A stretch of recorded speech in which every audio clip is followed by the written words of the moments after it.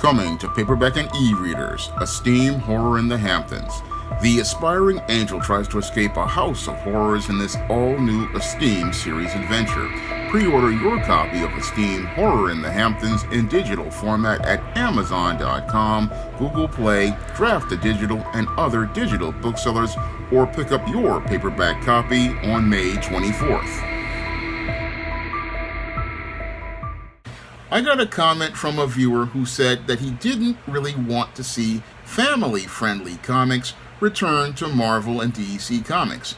Now, the entire comic book industry is in its near death throes, and it's in its near death throes because most average, everyday Americans really cannot relate to what's going on in the pages of a modern Marvel or DC comic book, and most comic shops have a hard time selling Marvel and DC characters because the characters' content basically is so disturbing that most people just can't relate to it anymore.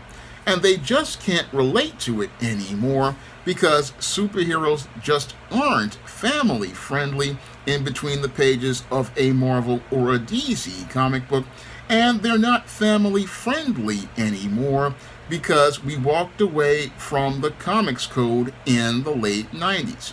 Now, the Comics Code was established during the 1950s after the book Seduction of the Innocent was published, and we had that series of congressional hearings regarding the content inside of comic books.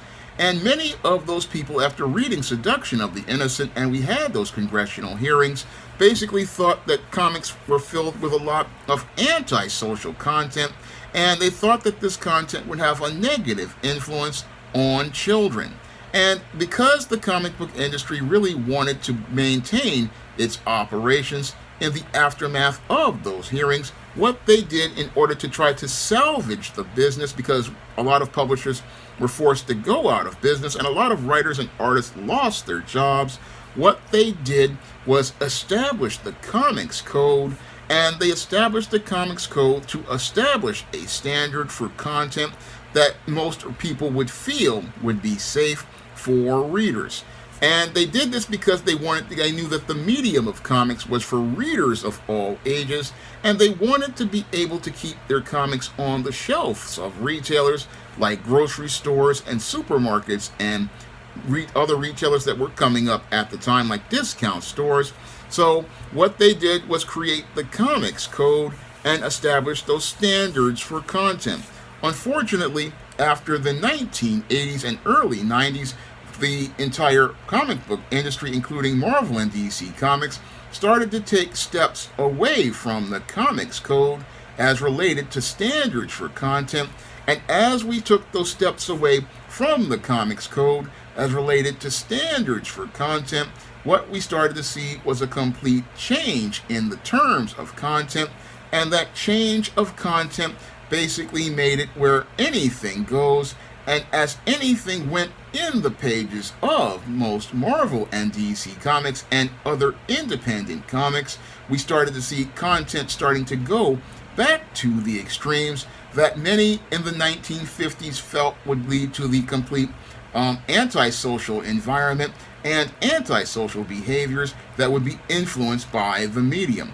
And as the comic medium basically started to go back to an anything goes type content, we started to see content come out that was far more graphic and far more violent than anything that was produced in the days of those 1950s horror comics and many other comics. And as a result, we started to see readership start, I believe, to decline, partially due to the over graphic content that started to be featured in many modern comics, starting with books like DC's Watchmen and continuing on to this day. Now, many comic publishers started to escalate their graphic violence and start to put up more gory content such as mutilations, decapitations, and other kinds of violent content in their books because it was leading to them having what they believed to be a lot of sales during the era of the speculator boom. And as sales started to decline after the speculator boom ended, many comic book publishers started to escalate their content, hoping that they could shock readers into buying comics with graphic content. Unfortunately, that graphic content has started to, as I believe, start to alienate a lot of readers, and it alienated a lot of those readers to the point where they started to walk away from comics. And indicators to me of this were storylines that came out in the mid-2000s, such as DC's Graduation Day, which graphically showed the death of Donna Troy, and Identity Crisis, which showed the sexual violation of Sue Dibney by Dr. Light, and other content that was done during the Dan Didio era, such as Blue Beetle being shot in the head, and numerous decapitations, numerous mutilations. This kind of content basically started to turn off readers from DC Comics, whereas on the Marvel side with the Civil War story, we started to see a lot of readers look to walk away from comics after seeing the Ragnarok clone Thor put a hole through Black Goliath's chest, and also we start to see Tony Stark and Steve Rogers fighting each other in Civil War in a very graphic and brutal fashion, and we also saw many characters being shot and stabbed, and all of this basically started to sour readers on superheroes, and that souring of readers on superheroes, I believe, was the thing that started to alienate a lot of customers who were regularly buying comics on their pull list to the point where they were spending $3, $4, $5, even $1,000 a month on comics, and started many of those readers starting to walk away from those comics because instead of getting stories that were filled with hopeful action and adventure, what they were getting were a lot of stories that basically looked more like a horror movie than a story of a superhero having hope and overcoming the odds of adversity. What I see with comics basically is, as they walked away from families, what they did was wind up losing their audience. And I believe that because they walked away from families, they lost 2 to 3 generations of children. I really believe that after the millennial generation, they lost Generation Y and Generation Z and Gen Alpha, all because of the extremely graphic content that alienated a lot of people, including many baby boomer and Gen X parents and many millennial parents, once they started to see that these comics were just filled with just all of this extreme violence and a lot of really antisocial behavior from heroes who were out here looking to present these whole concepts. This basically turned a lot of people off from comics because we didn't have that standard or that bar that was established by the Comics Code. And the Comics Code basically made comics accessible to all readers because it had a standard for everyone to follow, and that family-friendly standard was one that was needed especially for the big two companies of Marvel and DC. They really needed that standard, especially for their superhero book catalog, because these were the characters that were featured in merchandise, these were the characters featured in TV and animated series, and we needed that standard for those characters because those were the characters that were basically carrying a bulk of the licensing and merchandising that was keeping the overall industry going. And sadly, without that standard in place, what I believe happened is we started to see a lot of people not feel comfortable about sharing comic books with their friends, their family, or their children. And they didn't feel comfortable about this because they didn't know what they could trust in the pages of that comic. And that's really one of the reasons why I believe we do need to have a family-friendly, all-ages standard as related to at least superhero comics. And we need to have that family-friendly standard because that family-friendly standard is one where you can build trust with the customer. And that's why I say that Marvel and DC need to be family friendly. And even I myself as a publisher, I try to keep a lot of my content that I make all ages, like the ISIS series or the Esteem series or the John Haynes series. I try to keep everything in a PG to PG-13 standard where it can be read by readers of all ages, and those readers can trust what's in that book to be something that the family could feel safe about having on a coffee table, and something that you could feel safe about sharing with your children. That's the standard I try to establish for my own SJS Direct imprint as related to those core series books. Now, there are some books that I do that are a bit more R-rated, like some of the Spinsterella books, and like the final book Spinsterella, and other books like Eternal Night. Those are a bit more on the R-rated side, but they're not a hard R as an R-rated. I try to make sure that I keep the standard where any kind of book I put together is something that you could feel comfortable about putting out on a coffee table and feeling safe about people sharing it. I feel that that type of relationship that a publisher has with the reader is one where you want to establish that trust. And sadly, with today's modern comics, we don't have anyone in editorial really thinking about what type of material you're going to put in front of your readers, because readers need to feel comfortable with a book in order for that book to spread word of mouth. In order for a book to spread word of mouth and get the really strong sales, people need to feel safe about that book.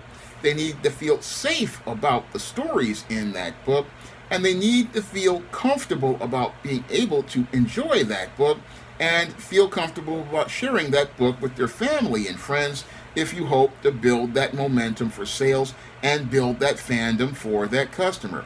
And it's hard to do that in today's comic market because a lot of writers, they want to try to be edgy and extreme, but we really don't need edgy and extreme if you hope to get any sort of sales for your publications. If you hope to get sales for your publications, you cannot be edgy and extreme. No, what you want are customers who you want to create characters who are friends that the readers can go out here and connect with, friends that the reader can get close to, friends that the reader can feel safe with. This is what was done during the time when I was growing up as a Gen Xer. As I was growing up, we grew up with friends like He-Man and Optimus Prime and Jem and many of the G.I. Joe characters like Shipwreck, Flint, and Snake Eyes. We grew up with all of these characters, and these characters became friends to us, and they became friends because we had an environment that was created by the Comics Code and the codes for entertainment that allowed these characters to become our friends. And that's the kind of environment we need right now if you want to get comics back on track at Marvel and DC and the overall industry. I mean, we had the edgy, extreme characters in the 90s, and sadly those characters basically wound up putting the industry on this bad road. And in order for this industry to get back on track and get all of the fandom like people like J.K. Rowling have with Harry Potter, you've got to go out here and get that friendly environment. We need a friendly neighborhood Spider-Man, not a miserable middle-aged Spider-Man who's watching his wife being out here with another man, or a Spider-Man that ends his marriage by giving his soul to the zealot, compromising with Mephisto, the devil. We don't need those kinds of stories, nor do we need stories with miserable characters. No, that's not going to sell to readers, because readers want an escape. They want an escape where they see hope and happiness, where they see people having a good time, where they see heroes living in a world that they make better with their efforts. That's what we want to see, and people are going to pay to see that kind of story, not to see a bunch of miserable guys who hate their lives, because if a character hates their life, then nobody is going to love looking to spend money on that character's adventures. That's just basic business as related to comics, but sadly many folks don't understand this in editorial, and many, even some in fandom, who want to see the edgelord comics with all of the blood, gore, and mutilation. But blood, gore, and mutilation barely sells to an audience enough to pay the rent at a comic shop, and comic shops need all of those family-friendly books in order to stay in business. So a comic shop needs books that can get readers to come in. A comic shop needs books that are going to get readers excited and anticipating the next issue. A comic shop needs fathers who feel safe about taking their kids to the comic shop. I mean, this is how the business stays in business. This is how the fandom continues to get passed on from generation to generation. So you really need family-friendly comics if you hope to keep the business of comics going. And that's why comics are struggling right now, because there are no family-friendly books. And family-friendly doesn't mean dumbed down. I mean, it means what we got in the Bronze Age and what we got with books over at DC when Jeanette Kahn was running things. Books like Mark Waid's Flash, like the Robin book that with Tim Drake, like Superboy, like Young Justice, like the Justice League of America and the Superman book, and books that were just fun, lighthearted stuff. I would even say the Justice Society, the JSA that came out in the late 90s. People want hopeful, fun books. They want light books. They want books that they can, again, feel safe about sharing with their family and friends, and see characters who are friends that they can spend time and say, hey, superheroes are fun. Superheroes are great. You should really give this a try. That's what people want. Not to mention, you can also do other kinds of stories. I mean, manga is doing this right now.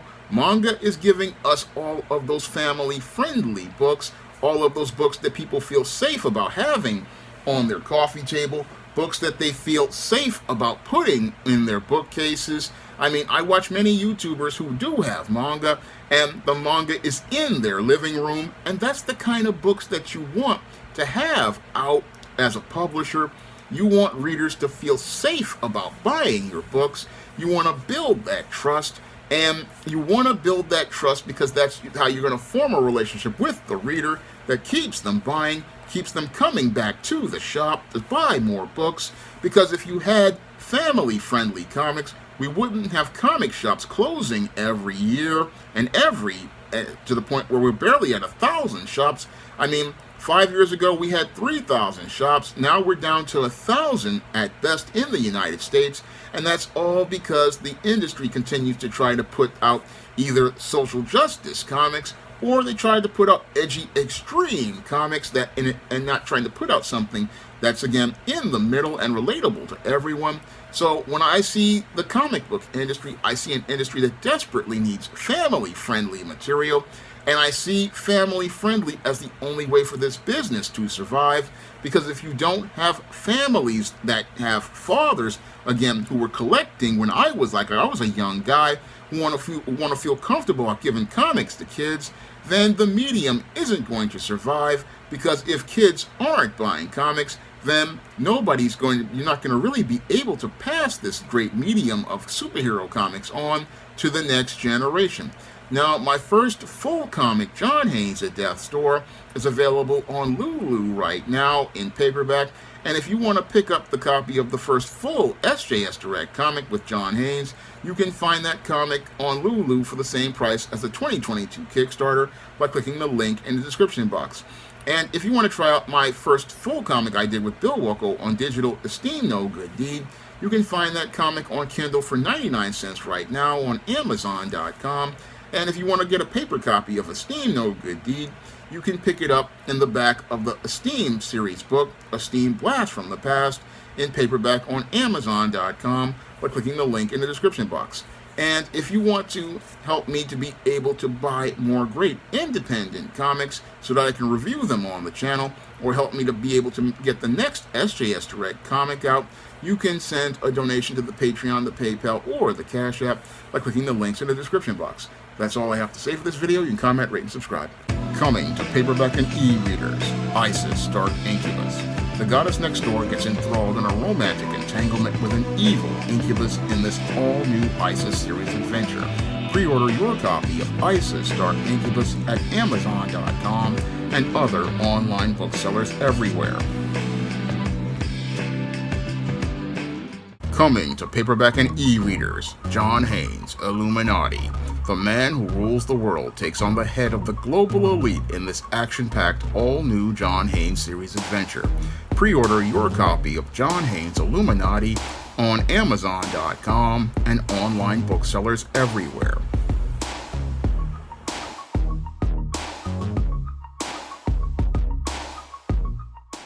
Support Black-owned and Black-operated digital broadcast media. www.niceradionetwork.com. Nice Radio Network, broadcasting 24 hours a day, 7 days a week.